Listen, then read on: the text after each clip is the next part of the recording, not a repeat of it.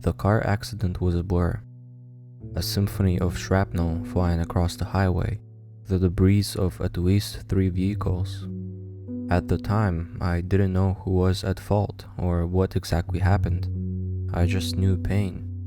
Immense, searing pain all over. I was in and out of consciousness for a while, but I can put together a picture of the following hours, however murky. The moments I do remember will forever be etched into my memory. I first came to on a gurney in the hospital, rushing through a brightly lit hallway. There was some chatter about my condition, but none of it was promising. A simple but ominous sentiment from a nurse stuck out like a sore thumb and stayed with me until I was sprawled out into the operating room. This doesn't look good. Shaking on the table, I recall more bright lights, as well as the beeping of medical machinery on either side of me. Many doctors and nurses were at my side, scrambling to keep me alive. Though my mind was a utter mess, I do remember thinking that this was the end of my story. Between the intense injuries and panicked doctors, I knew death was right around the corner, waiting to take me. My life didn't flash before me, and I didn't think of my loved ones left behind. There wasn't enough time for that. I simply succumbed to the endless slumber and closed my eyes as the flat line rang through the room. My eyes were fogged, but I could make out the shape of a tunnel ahead. At its end, a light. I made my way to it, cautious but curious. Eventually, I reached the glow and my vision returned. I was in a bright room. Before me, a tall, older gentleman in a white robe standing at a podium. He beckoned for me to come over and spoke with enthusiasm. Hello, newcomer. Welcome to heaven. He gestured towards the wall behind him. There were no pearly white gates, just a minimalist red door, void of any knobs or handles. Heaven? So, I'm dead? The man smiled. Yes, indeed you are. But fret not, for this is heaven, a paradise of the afterlife. Would you like to enter? I was disappointed that my life was over, but I knew it was inevitable, given the circumstances. At the very least, heaven was seemingly real and I had been accepted. Yes, I would like to enter.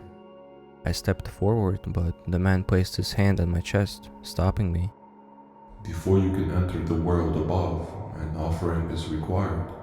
I was confused. An offering? Of what sort? The man smiled again. We need your skin. My face contorted in dismay. My skin? But why? I can't provide specifics. Just know that it will be too cumbersome for you on your journey. Don't worry, the removal is mostly harmless procedure. Mostly? The man unsheathed a thin silver utensil from his robe and grabbed my forearm. He began carving, to which I pulled away. I'm not removing your skin. That's above my pay grade. I'm just marking you for our records. I have to dig deep enough to engrave your muscle tissue. Please, don't move. I reluctantly allowed him to continue. The pain was severe, but it was nothing compared to the injuries I sustained in the accident.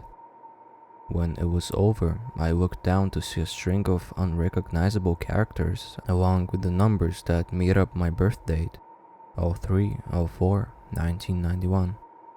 The man then pushed the red door open and stepped aside, motioning for me to enter. I asked one more question before progressing. Are you an angel? The man pondered for a moment before replying.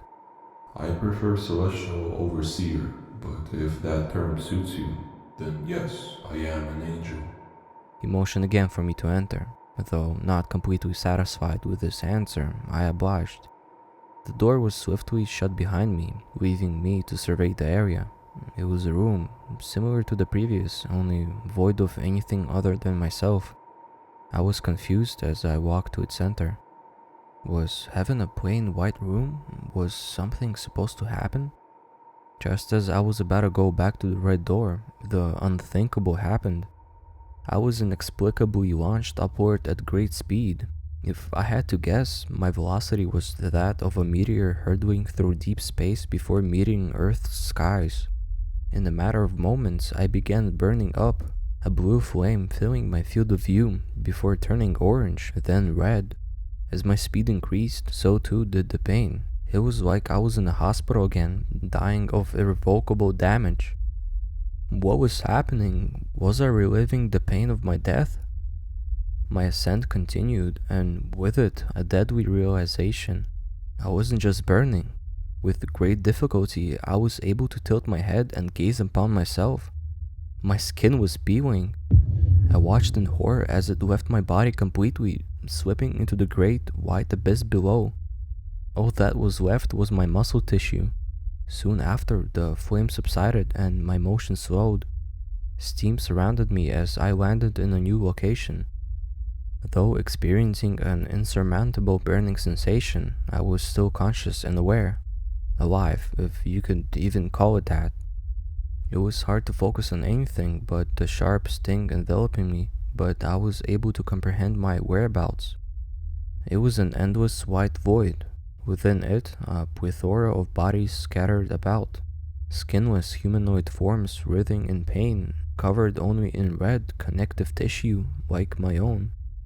They left blood trails as they crawled and slid across the white floor. My knees quickly gave out, and I too lay down in agony, unable to fight my anguish any longer. I desperately crawled to the nearest individual and spoke with that little energy I had left. "What is this? Is this supposed to be heaven? Why did they take our skin?" The grotesque red face of a person looked up at me and cried, "They wear it." A shiver danced across my length of my spine. "What? Who wears it?" Before I could receive a response, an electric shock filled my body and jolted me awake. I was once again in the hospital on the operating table, somehow living, barely. I tried to stay afloat, but I wound up drifting away into the bliss of painless sleep. I awoke in a bed, bandaged up from head to toe. My injuries still stung, but not quite as much as before. My nurse assured me I was okay, and very lucky to be alive. Recalling my experience and unable to see most of my body, I had to ask her, "My skin, do I still have my skin?" She chuckled. "Of course you do.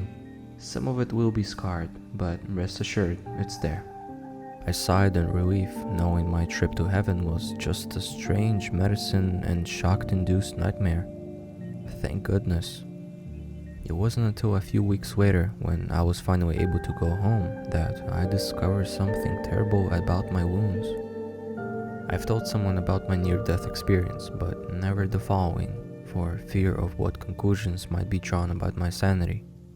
My first day back was peaceful. I relaxed and enjoyed my quaint life, happy it wasn't ripped away from me in an untimely manner. The next couple of nights, however, were anything but quaint. During my second night home, I woke up in a fit of sleep paralysis, my bedroom soaked in darkness and warmer than usual. There, standing at the foot of my bed, dimly lit by a sliver of moonlight coming through the window, was the tall man from heaven. His plain, stoic expression was broken up by only the occasional grin, a malevolent smile that made my skin crawl beneath the blankets. The spike in adrenaline was not enough for me to break free of my chemical restraints. I was forced to endure his presence and watch in terror as he walked to my side and spoke. "It wasn't always this way, you know." He was not close enough for me to feel an intense heat that his body seemed to give off. Heaven truly was a remarkable place, a world where mortals spend their afterlives in peace. The man grabbed my wrist. It burned, but I was unable to react. Thousands of years of routine breeds a fierce boredom. We were born up there, never knowing what it was like where humans roamed. A need grew within us, a craving to explore the world outside of our realm. He picked off a piece of melted flesh and waved it under his nose like a glass of wine, inhaling the aroma. Our forms don't bode well in Earth's air. Your skin is the only thing that tempers the reaction. Otherwise, we would break down and disintegrate. He spread the piece of flesh onto his arms, creating a thin layer of protective paste. The heat dissipated. You've been marked, and we need you back. We locked eyes, his head tilting slowly in observation as I futilely attempted to scream. His face lowered to meet mine. Tremors erupted throughout my body. Still, I couldn't move. Then, suddenly, he vanished in a puff of smoke, leaving me alone in the darkness. Once the man disappeared, I was able to move again. I felt my wrist, but it was fine. No missing skin. However disturbing this incident was, I knew it had to be a remnant of my dream from the hospital, a side effect of the trauma I suffered, nothing more than a recurring, though terrifying nightmare. Regardless of this explanation, I was unable to sleep until daybreak. The next night was stranger still. After brushing my teeth and looking up at the bathroom mirror, I saw something that shook me to my core. It was me, but without skin. A horrific amalgamation of red, muscly tendons made up my facial structure. Behind me, the tall man, his voice echoing off the bathroom walls. Come back to us. I fell back into the wall. The man was not there. When I looked at the mirror again, the sight was a normal one. I chalked this up to being another troubling facet of my psyche, post-car crash. It was clear at this point that I was severely troubled. I started entertaining the idea of seeking professional help in the form of a psychologist. The next night, however, disproved all previous theories about my bizarre state of affairs. Upon peeling back the bandages on my arm to bathe for the first time, I saw it. There were scars in odd, unrecognizable shapes, as well as a familiar numeric sequence. 03, 04, 1991.